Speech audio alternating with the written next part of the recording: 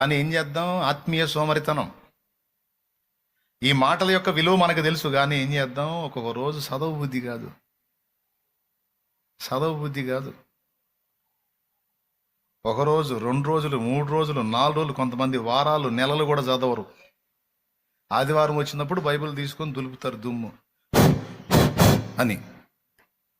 కోటానికి వచ్చి కాసేపు కూర్చొని మళ్ళీ తీసుకెళ్ళి నీట్గా అదే అల్మరాలో పెడతారు, మళ్ళీ ఆదివారం దులుపుతారు, చదవరు. ఇప్పుడు నీ ఆజ్ఞలను ప్రేమించువాడు నెమ్మదిగా ఉంటాడంటే వాటిని తిరస్కరించిన వాడు ఆందోళనలో బతుకుతాడని అర్థం. నీ వాక్యము నా హృదయంలో ఉంచుకున్నాను కనుక ఇక నేను పాపం చేయడానికి ఛాన్స్ లేదు అంటే వాక్యం హృదయంలో లేకపోతే జరిగిద్దని అర్థం.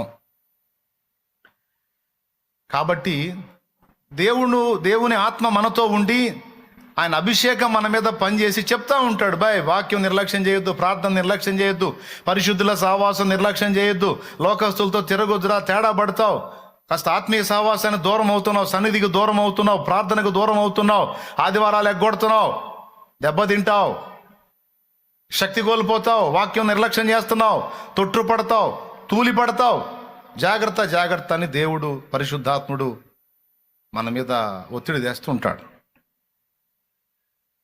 మనకి ఏంటంటే ఎప్పుడు రొటీన్ ఫీల్, కొంచెం మనం మార్చుకొని చూద్దామని ప్రార్థన చేసి చేసి చేసి ఒక రకమైన రొటీన్ ఫీల్ వచ్చి ఎగ్గొట్టి తిరుగుతూ ఉంటారు కొంతమంది.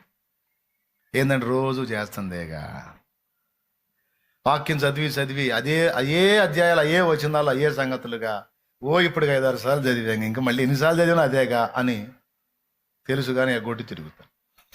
దేవుడు ఇచ్చిన హెచ్చరికలు నిర్లక్ష్యం చేసినప్పుడు ఏం జరిగింది అంటే తూలి తొట్టిల్లటం జరిగింది. అబద్ధాలు ఆడకుండా చెప్పండి, ప్రార్థన నిర్లక్ష్యం జరిగిందా లేదా, వాక్యం నిర్లక్ష్యం జరిగిందా లేదా, దేవుని ఆజ్ఞలను అశ్రద్ధ చేయటం అనేది జరిగిందా లేదా, నీ ఆత్మీయ జీవితంలో చెప్పును, యథార్థంగా చెప్పు. చాలాసార్లు జరిగింది.